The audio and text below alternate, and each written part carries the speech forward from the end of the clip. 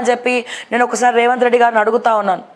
And అదే రకంగా yes ఇక్కడ చూస్తే ఇగో దళిత కుటుంబంపై దాడి చేయించిన మాజీ ఎమ్మెల్యే కోనేరు కోనప్ప ఈ విషయం గురించి మాట్లాడమని కూడా మా వాట్సాప్ నెంబర్కి కంప్లైంట్ ఇవ్వడం జరిగింది.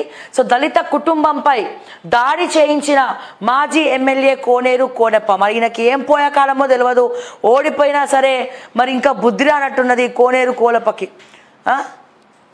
ఆ కోనేరు కోనప్ప కోనేరులన్నా మునగకపోతే పోయి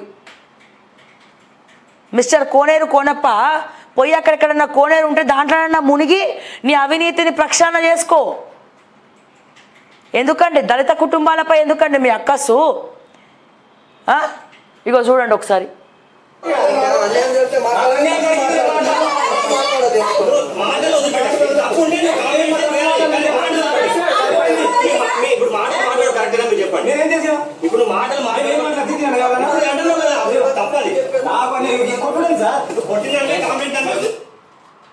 కొట్టిండ్రట ఇక్కడ దళిత మహిళ మీద దళిత సోదరుల మీద దాడులు ఎక్కువైపోయినాయి.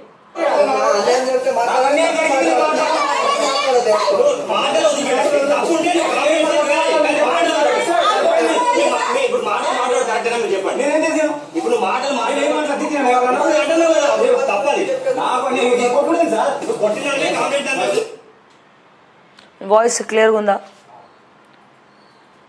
ఇగో ఇగో డీజీపీకి ఫిర్యాదు చేశారు మాజీ ఎమ్మెల్యే మీద.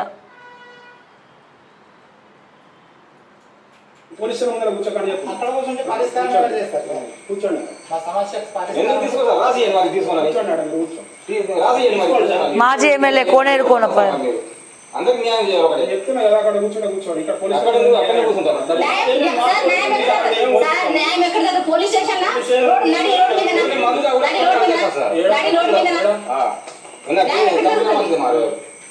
ఎందుకు న్యాయం చేయాలి సార్?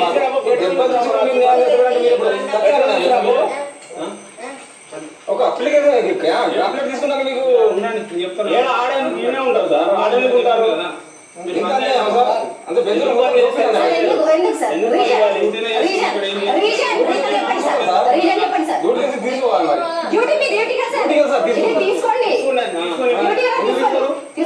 వీడియో పెట్టాల్సిన అవసరం ఏముంది నాకు? నా డ్యూటీలో ఎందుకు అబ్జెక్షన్ చేస్తాను అంటున్నా.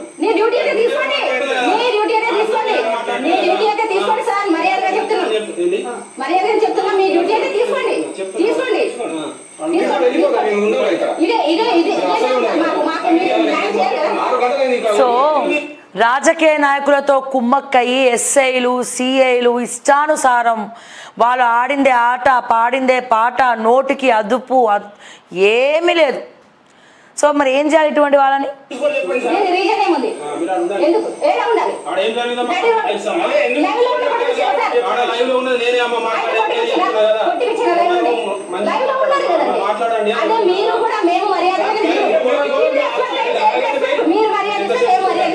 చెప్తున్నా కదా ఉండండి.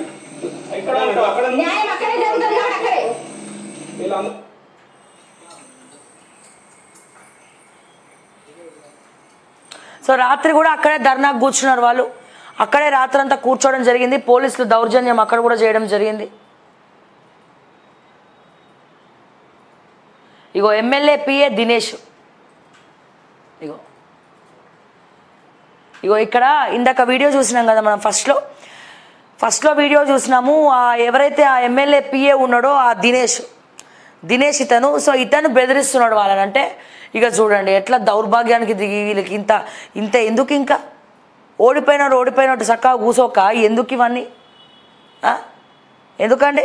ఎవరిని బెదిరించడానికండి ఇవన్నీ?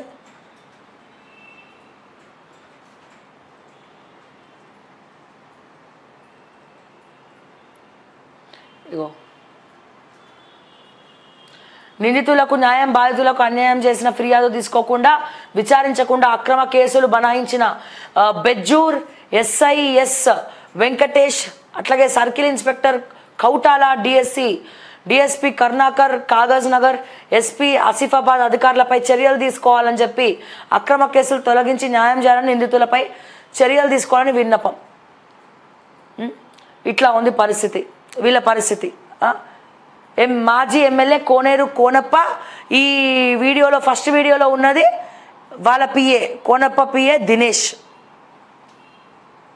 ఈ పిఏలేదే ఉంటుంది హవా, వీళ్ళ వల్లనే వీళ్ళకి తలకాయ నొప్పులు వస్తూ ఉంటాయి.